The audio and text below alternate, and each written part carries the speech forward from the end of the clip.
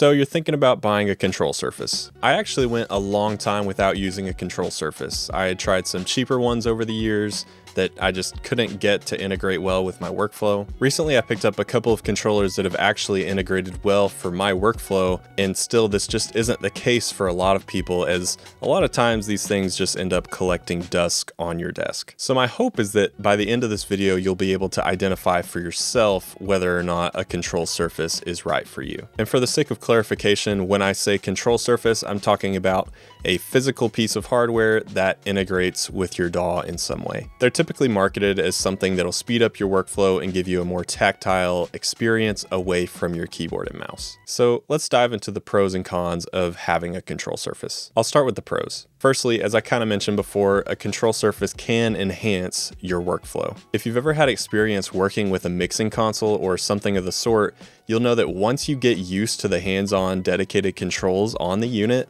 things have the potential to go a lot faster. This is a huge reason why I bought the Console 1 Mark III, is I can just reach over to the control I need and know exactly where it is without having to think about it. On the other hand, I have this little Stream Deck Mini, which is fully customizable and increases my workflow in a different way. You can set up buttons to toggle go-to controls within your DAW, or even set up specific commands to send and receive MIDI messages with your DAW. When you find a workflow that works well for you, things just get faster and more efficient. Another pro is just the tactile experience of making adjustments with your hands and not relying too much on your eyes, which can be deceptive. I find that when I'm mixing on a control surface or behind a live console, I tend to make decisions that I wouldn't necessarily make if I was looking at the screen while making those decisions. Like, there are times when I'm EQing on the Console 1 and then I'll look up at my screen and go, what kind of EQ is that? Ultimately, visual feedback is awesome, but a control surface can help you to not rely too much on that. And along those lines, there's something incredibly satisfying about turning knobs or adjusting faders, as it tends to feel more creative than clicking about in my DAW. As a musician, it feels more like I'm playing an instrument of sorts than doing a repetitive task. Maybe that's just me. Also, you can get this sort of tactile experience with outboard gear or a physical mixing console in your studio, but that's probably gonna cost you a lot more money, and you're gonna sacrifice recallability, which I'm pretty big on. And lastly, control surfaces just tend to look really cool. Call it like it is.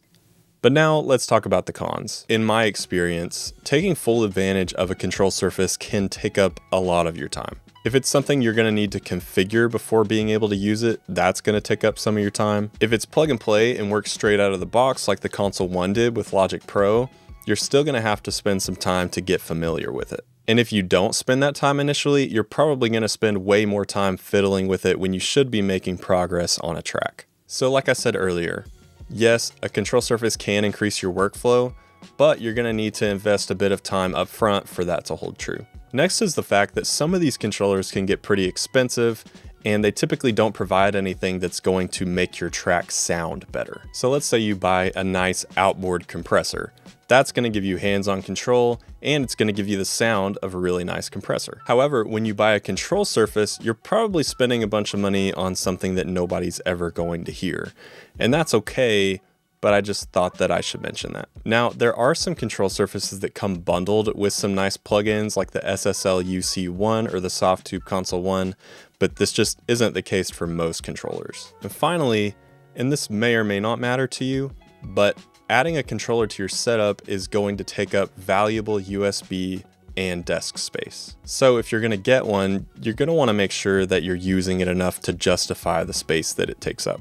So let's talk about who may or may not make good use of a control surface. Firstly, if you have experience working with a live console or maybe with other gear in your studio with hands-on control and you know that you like that, a control surface may be worth integrating into your setup. But if you've been doing this for a long time with just a keyboard and mouse and already have an efficient workflow, I don't know that you'll end up using one of these a ton. And if you're pretty new to audio production and or you just don't have a ton of money to throw at gear right now, a control surface may just be another thing to distract you from what you really need to focus on or invest your money into. And if you're like, I have some money lying around, I have a nice mic already, a nice interface, and I really think this would be a game changer in terms of workflow in my studio, then I don't think there's anything wrong with just giving this a shot and seeing how it goes. If you happen to be interested in any of the control surfaces that I mentioned in this video, I do have some affiliate links down in the description if you want to check them out for yourself, and it's also a great way to support this channel. Also, if you have any thoughts, questions, or even differing opinions about control surfaces, I'd love to hear any of those in the comments down below. And if you got any value out of this video, consider leaving a like and subscribing for more like this. As always, thanks for hanging out.